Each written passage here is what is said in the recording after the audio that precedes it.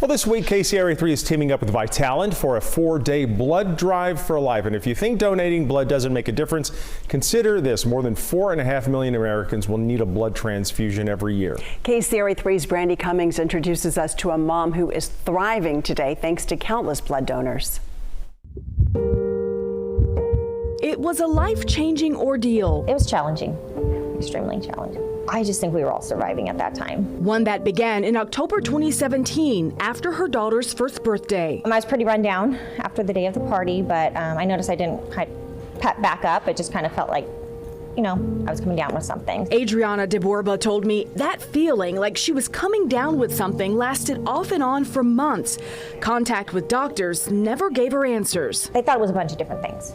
And it was just the time in my life. I'd never been that sick, that many days running a fever day and night. Then in January, after a week of a fever, she knew something was wrong. I didn't know what, of course, but I knew what was happening wasn't right. Then an ER visit in February 2018 started as others did.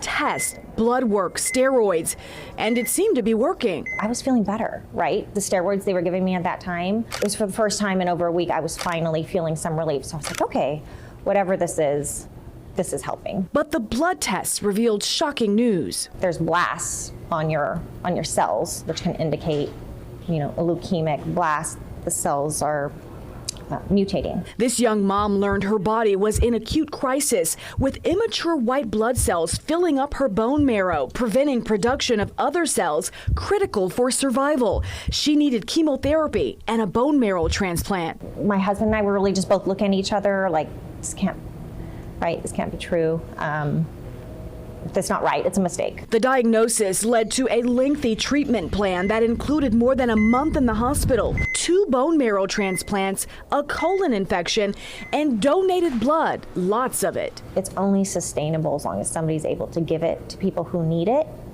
And I wish I would have given more when I could have. DeBorba got at least 35 infusions of blood and platelets.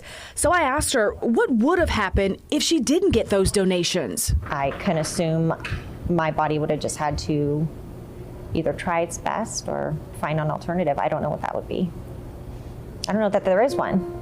Now it's your turn to roll up your sleeves and give a gift that can save a life. Don't wait for it to be a need before you can give, because you can give at any time. In Elk Grove, Brandy Cummings, KCRA3 News.